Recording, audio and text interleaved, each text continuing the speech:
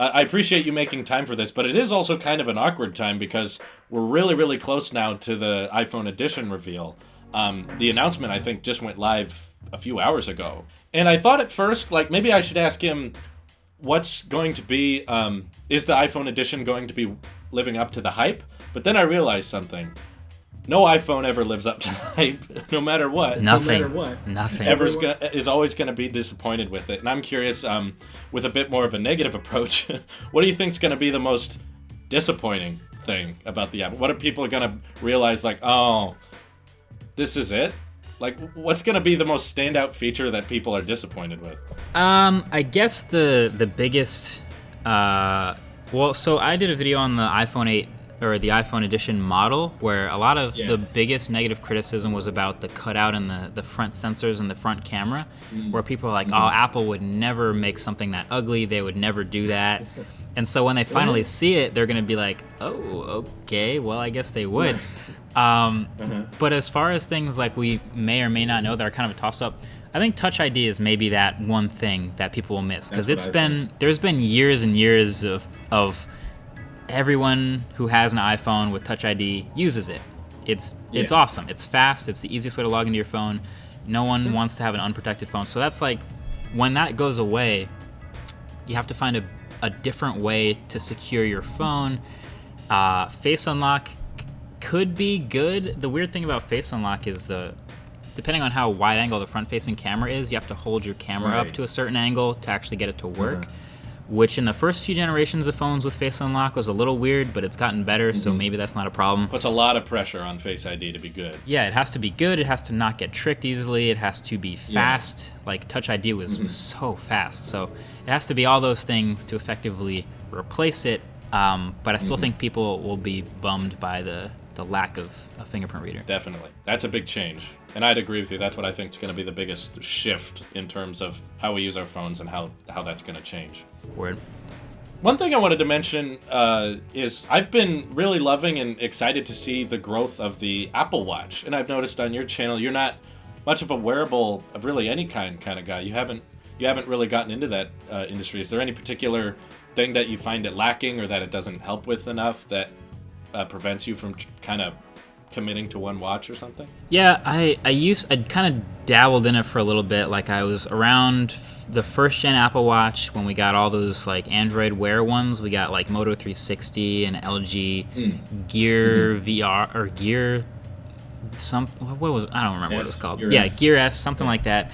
So I kind of tried a bunch of those, and I tried the Pebble, and at the end of the day, I just don't like wearing things on my wrist as much as normal people. So I kind of have like a band or whatever, but like for the most part, like when I play sports, I don't wear a fitness band because it feels like it's in the way. So I'm that person. Really? So maybe I'm the wrong person to like really dive into the Apple Watch and wearable stuff. Plus, you're changing phones all the time. Yeah, I mean, I do carry. 100% of the time I carry an iPhone, and 100% of the time I carry an Android phone. It's just a matter of which one. So right now it's red iPhone 7 Plus and silver LG V30 today. Okay. So I could wear an Apple Watch and I would get notifications from the iPhone, but not the Android phone. So it'd be a weird mix of like remembering where things are. Yeah, or two watches. Like, I don't know. Maybe I'm the wrong person for it, but every couple months I dust it off and give it another shot, and it works. It works. Yeah, that's great. But it's an accessory at the end of the day, so I just kind of stick with the core product. Yeah, I think even when they're fully designed to their full capability, they're not standalone products. They always need a smartphone to back them up. I agree. I was just curious, as someone who's approaching in on 5 million subscribers really soon, and as someone who's approaching in on 50,000 subscribers, so you're almost exactly 100 times larger. What can you recommend to me as a growing YouTuber or any people watching my videos who are looking to make more YouTube videos, expand it, turn it into a career? What suggestions do you have for me as a channel? I guess the number one tip I always give for a YouTube channel for growing it in any way is consistency.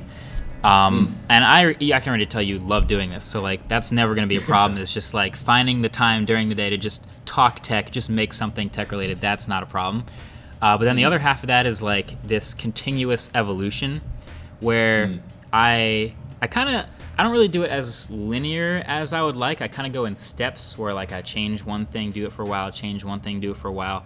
but a lot of times it's in the style of the video, it's in how I shoot, it's in what I choose to talk about, and that kind of stuff changes inside the channel as well. So yeah, consistently making stuff is number one, on point with that. Yeah. And then just like, you know, mess around with like, maybe one day you want to shoot outside, or maybe one day you shoot on location and just talk about something that's behind you. Or maybe one time you decide, I don't know, I want to talk about this phone I hate, but I want to compare it to another one. So I want to hold both of them up and talk them like that. There's all kinds of different ways to mix it up. And so I think keeping it consistent, but keeping it fresh is a good way of growing something, and you're right on it. Well, cool. Thank you. I appreciate that. And I also had another question about like kind of my whole shtick on my channel is that it's openly biased. And personally, I believe that no one can truly review a product without having a little bit of bias, because we all grew up with something. And I think I was just curious if you think that as you get bigger, are you kind of forced to start being more middle ground, or is it totally acceptable to be openly biased as long as you can back up your points? I am all with you on being openly biased. So I kind of get pushed in. I think there is a little bit of pressure when you develop a bigger audience to not be as extreme. If you want to come off, like I'm trying to come off somewhat professional and trustworthy. So when you go way extreme one way or another, it kind of gets weird. So there's a little bit of a pressure to not lash out too much. But I kind of I've been described as an unbiased, no, not my own words. I've been described as unbiased and like shoved into this unbiased box that I disagree with. I want to be consistent in my perspective, but that does not mean unbiased. So I'll talk about things that I like. I'll talk about things I don't like. And the thing about that is when you keep it consistent, where I might say, you know what, I like red and black. You might know I don't like green, for example.